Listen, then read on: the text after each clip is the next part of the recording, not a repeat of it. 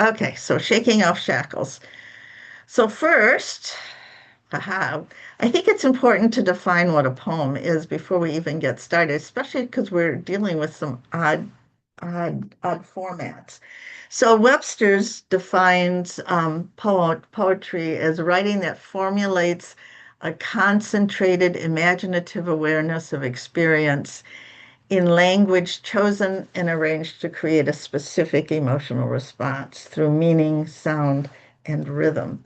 So it's concentrated, it's experiential, it's imaginative, arranged, and it's meant to create some kind of emotional or intellectual response. So this next slide I've used in a couple of my programs, and if you've taken one of my classes before, you may have seen this slide. But I like it because, let me get to it. Where is it? Aha. Next. For some reason, there it is. Okay.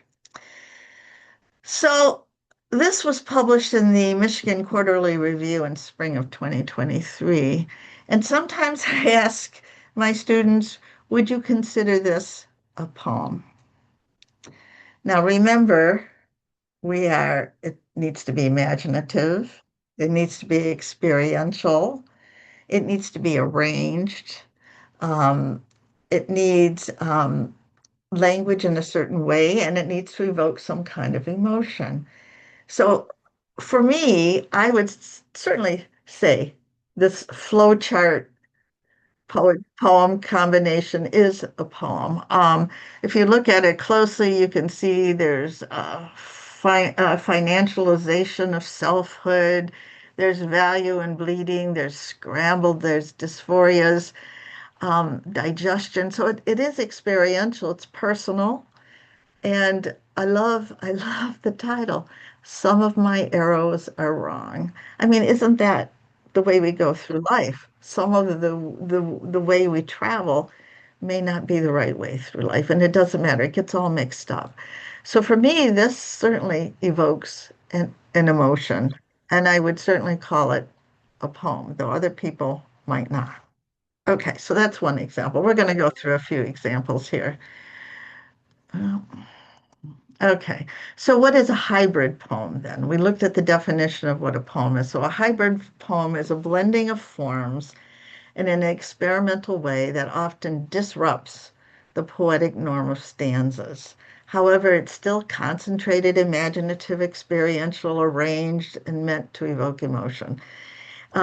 It's we see a couple of standard forms that are combined, and those are like in prose poetry, in which you get prose and poetry combined. Haibun, in which you get prose sections, and haiku. And of course, concrete poetry, because the poem, that's a poem like if it's about an apple, it's shaped like an apple.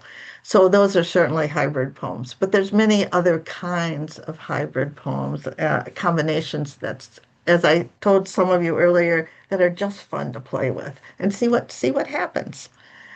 Okay. So here are a couple of examples. This one on the left is a combination of an obituary and a poem. I had to condense it in the middle to fit on this slide, but you'll get the gist. Obit by Victoria Chang.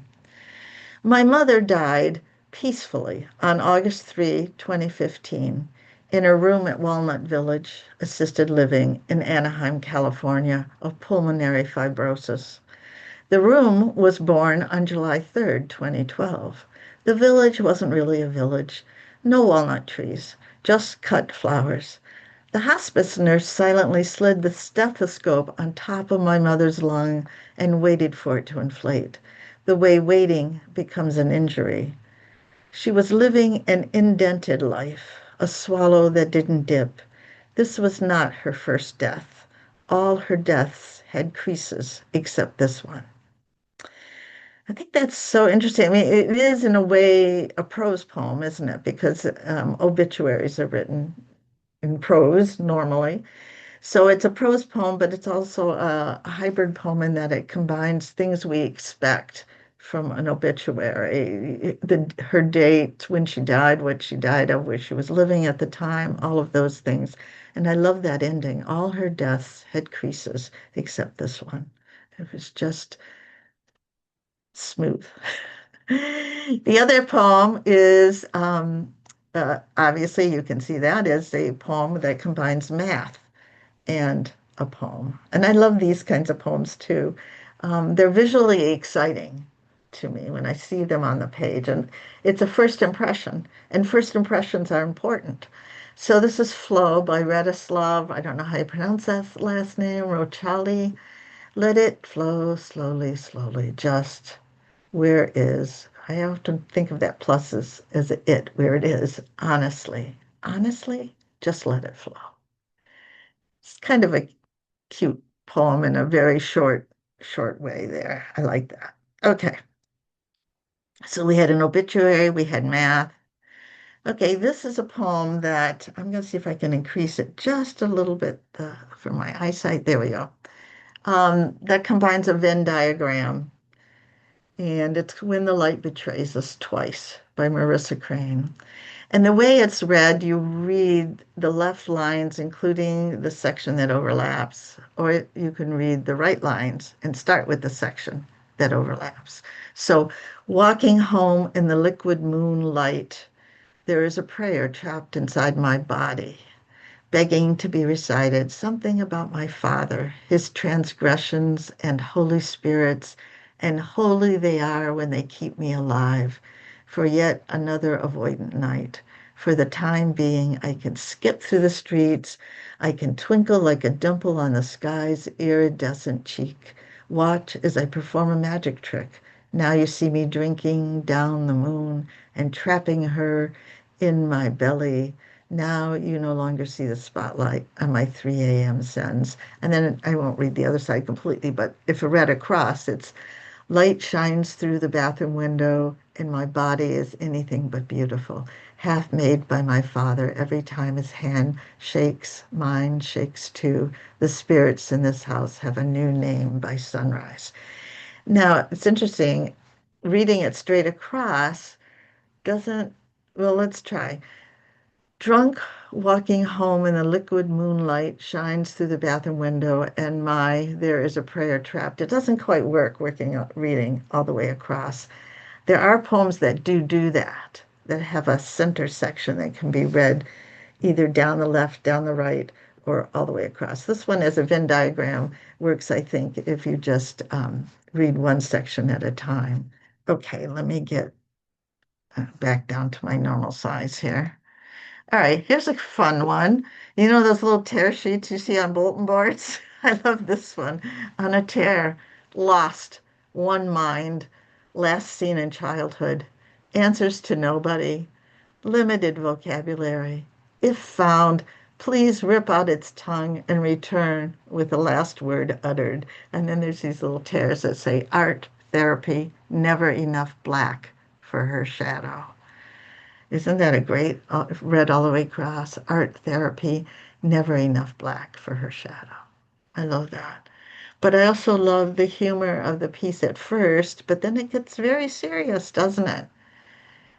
Rip out its tongue and return it with the last word. I think this works as a hybrid poem. Some do and some don't. In fact, I'm going to show you one of mine that I don't think works very well, but it was fun trying it. Okay, let me go on to the next one. Oh, come on. Okay. This one is a bingo card um, by Fatima Ashka.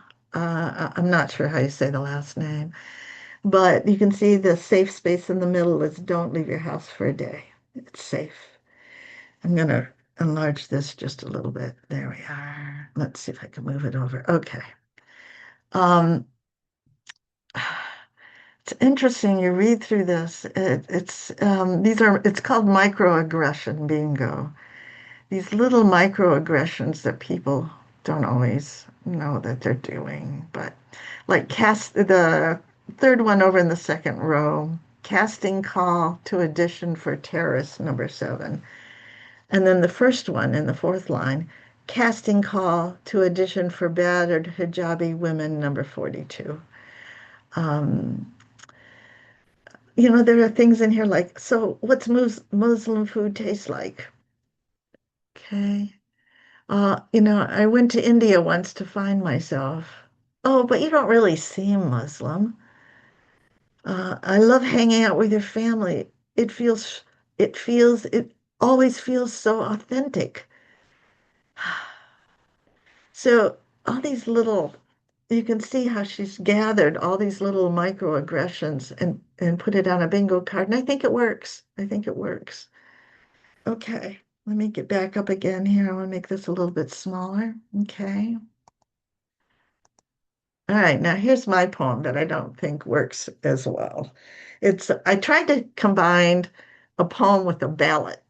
I think I was writing this right around the election time, so I had to change, like different things in the ballot boxes, and there were some write-in spots where I wrote child and red trike, city council president yourself, township auditor, your conscience, incumbent.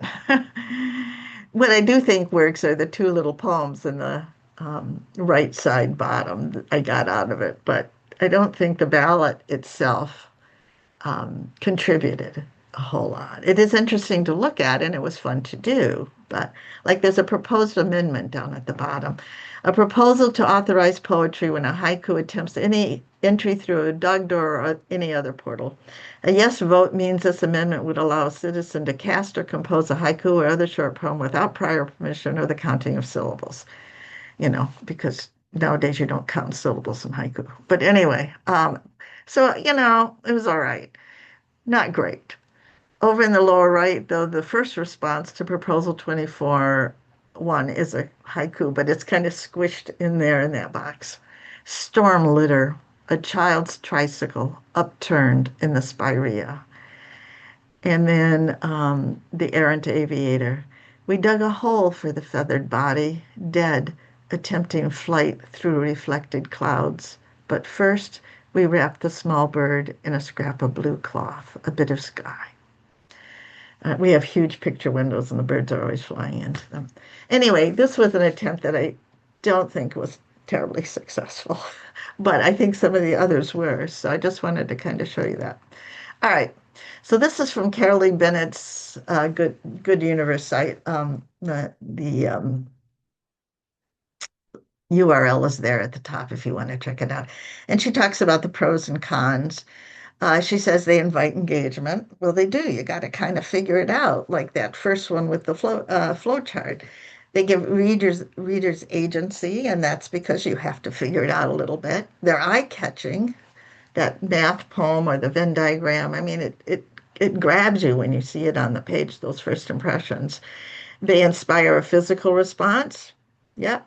Some people like the nice, orderly, neat, left justified stanzas, and other people are like, wow, it's all over the page. This is fun. So there is sometimes a physical as well as an emotional response. They ask readers to meander and investigate. That's true. They're transgressive, yes. And they can bear a lot of weight. I think that's an interesting comment by her. And I think in that respect, because they've got a humorous, interesting format, sometimes you can put really heavy subjects in there, like the tear-off sheet with the girl who didn't have enough black for her shadow. So it's kind of interesting that you can use an oddball format, but have it bear some weight. The cons, they can be cleverness over content, and I think that's kind of my ballot poem. It was just fun to do, but it didn't really work as a poem. Reader resistance, yes, people don't want, they want many poetry lovers want a nice set of stanzas or even meter and rhyme. And of course, they are difficult to get published. Um, unless unless a journal is willing to take a PDF or a JPEG, they're not going to set and rearrange all of these things so that it's the way you have it on the page. So they are difficult, but there are some journals that specialize in hybrid poetry. Not one off my Can't think of one off the top of my head right now, but I know there are a couple because I've seen them when I've been investigating duotrope. Um, so we're going to work with it, but 1 minute, let's see. I can't remember what my next slide is.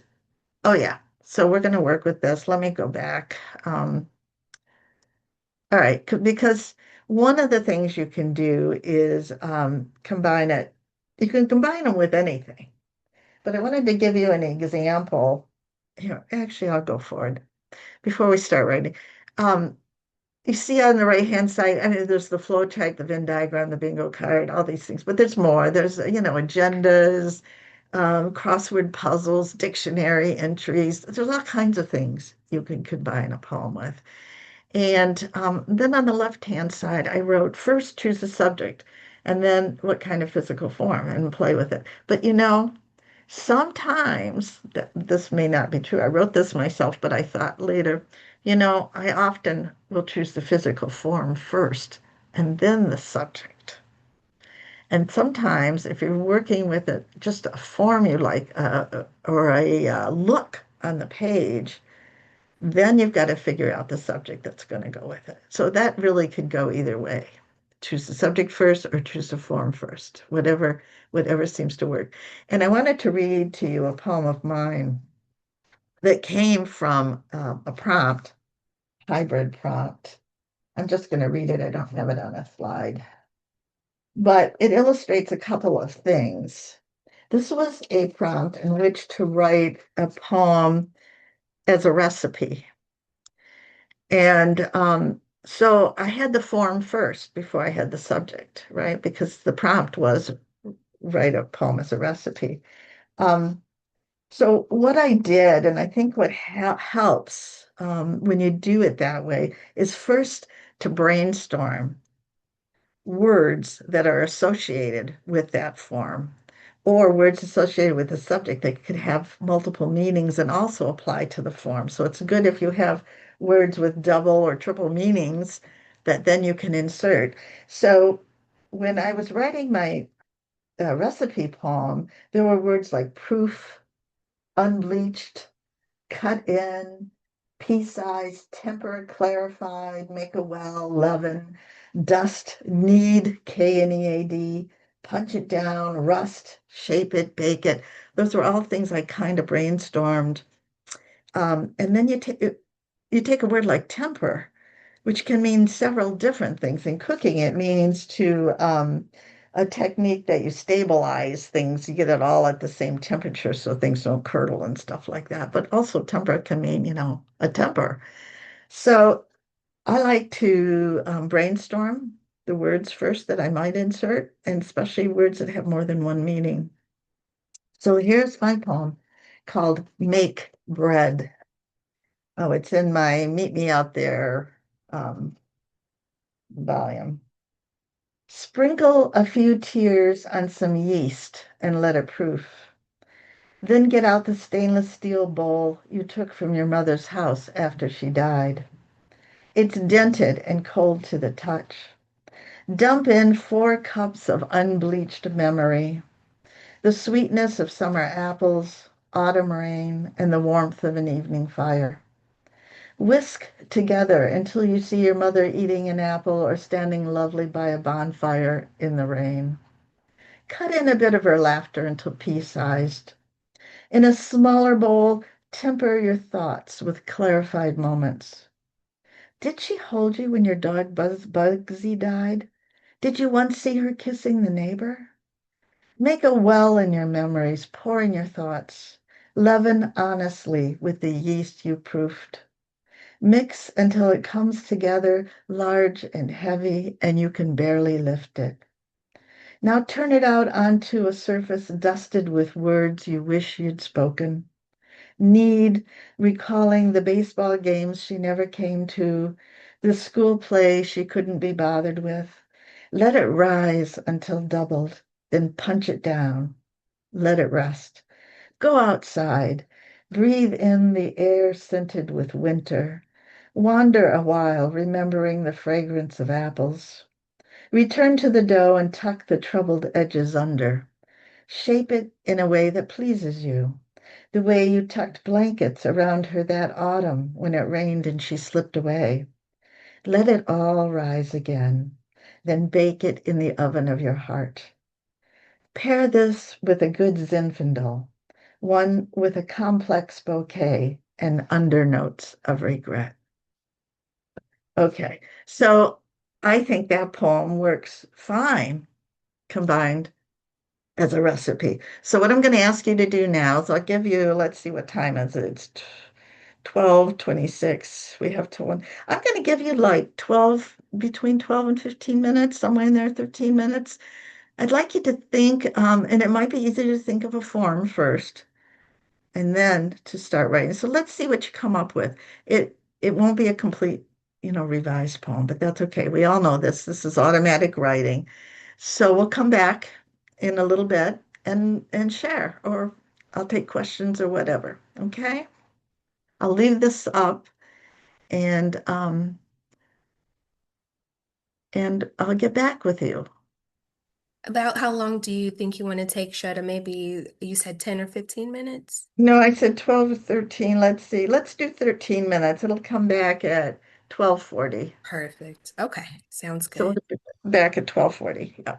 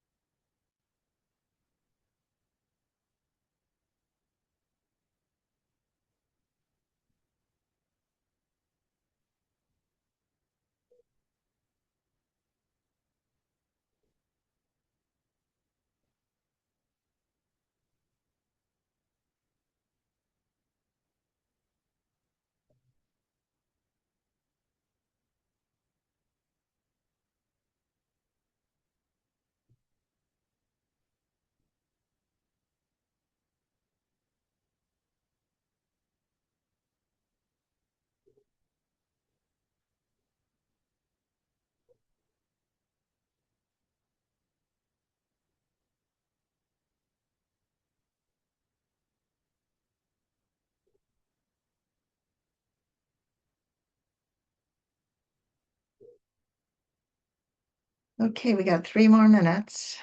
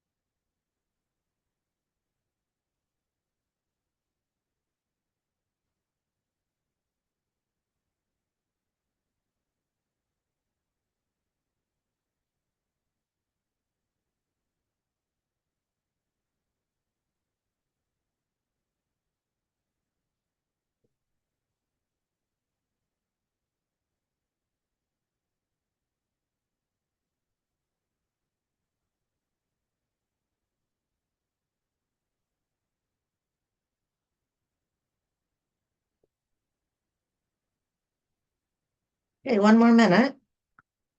So finish up the line you're on or make a note about where you want to go with it next.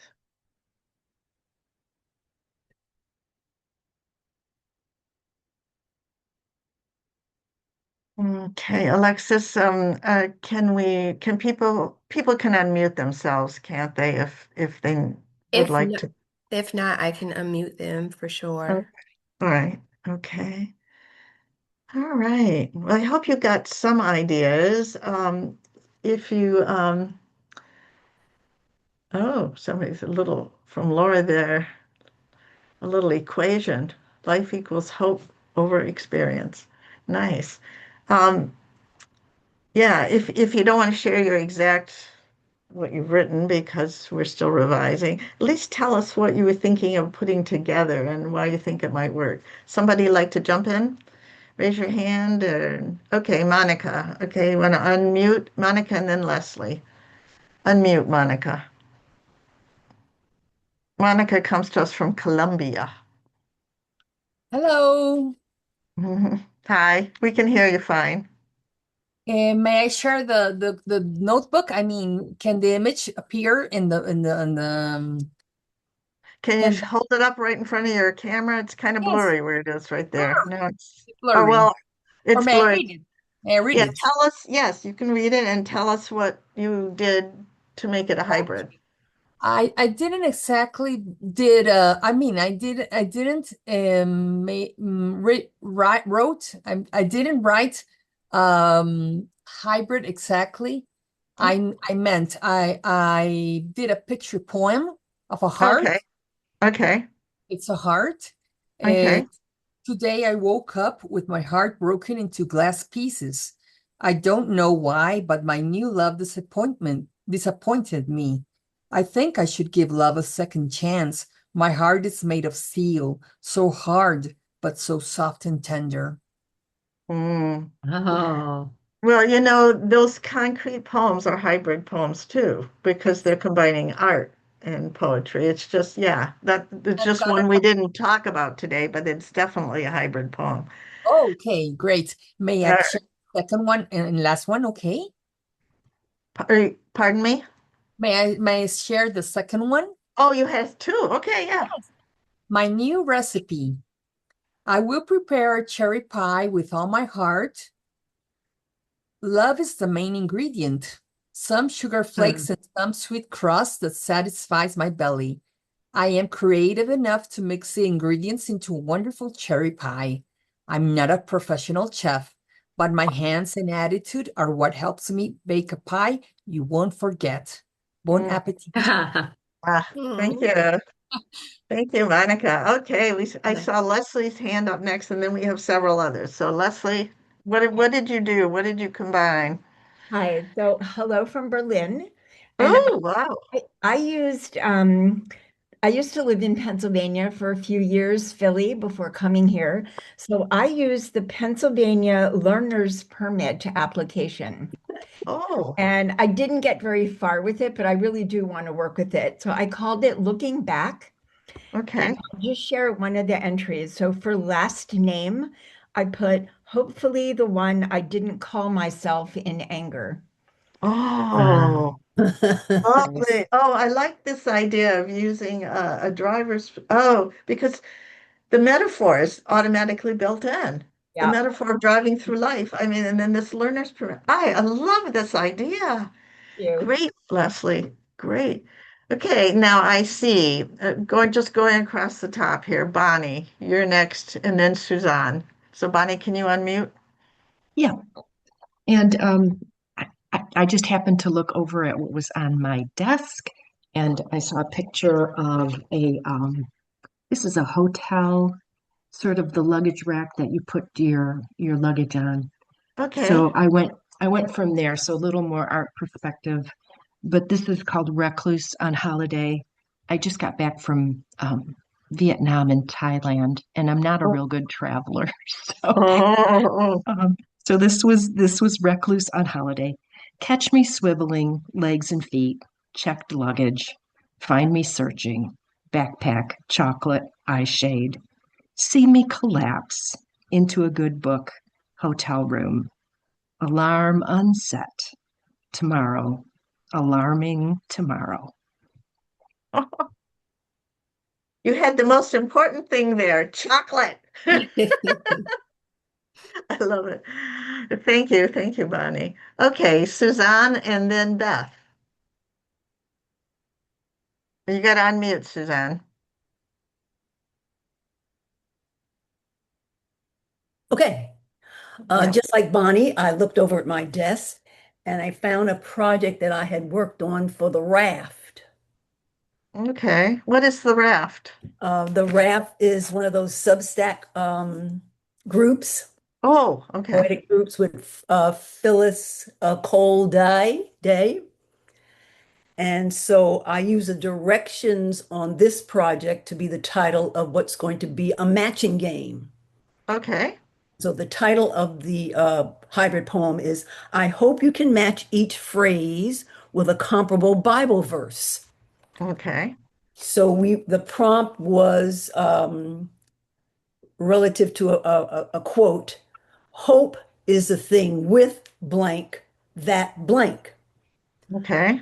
So one of the ones that I wrote was hope is the thing with wings that like an airplane flies above the storm.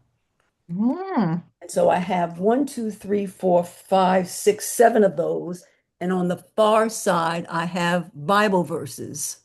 Oh, okay. So I'm going to rewrite all my statements, having filled in the blank on the left-hand side, have my Bible verses on the right-hand side, draw one correct answer for the reader, and leave the rest to the reader. And I hope you can match each phrase with a comparable Bible verse. And it'll Hmm. be a I match like this game. idea of the lines drawing. I mean, you know, even if it was something, I don't know, well, the situation I'm in is my husband died a few months ago, but life has changed. So you could have, things that have changed and where you're at now and where you were before and I love that. I love that format. That's something that's very flexible and could come away with some really nice poetry. Thank you, Suzanne. So thank you for getting me started on that and taking me further because I like your suggestion too. Okay. And Thank Beth. you. Beth, if you could unmute, and then we have Chele. I'm not sure if I'm pronouncing that right, or Chel, but where's Beth? I lost her. There she is. Beth, can you unmute down at the bottom? Now I can. Okay, go ahead. The host just gave me permission. Um, so I'm not sure whether I'm doing a jigsaw crossword puzzle or a bingo card. So I Okay. wanted to, but I can't screen share. So, um, uh, so the, should I just read you the words and Or well, tell me what you're thinking. What's your subject and how are you think you'll arrange it? How are you, what's your thing? what my subject is the space program. Oh, And what I have come up with were certain moments, some words are the names of the from Mercury all the way to Artemis 2, but some are images, okay. some uh, man-made lightning, red flame, flame, and then the end would be the challenger to hold the challenger somewhere. Oh, I love it. You know what's cool about that idea is those names of the space flights are, have multiple meaning to historic. There's all kind of connotations around them. Hmm. And Hmm. Mercury, I mean, my goodness, you could do all kinds of cool things with that. So I love that idea, Beth. Great. So Thank you. brainstorm some more words to go in there, and then you'll have to decide whether that's going to work better as a crossword puzzle or better as a bingo card, but I think that's a great idea and a great subject to go with it. Thank Thank you. you. Okay. Thanks for the prompt. Oh, okay. Now I have Chele and then Marianne.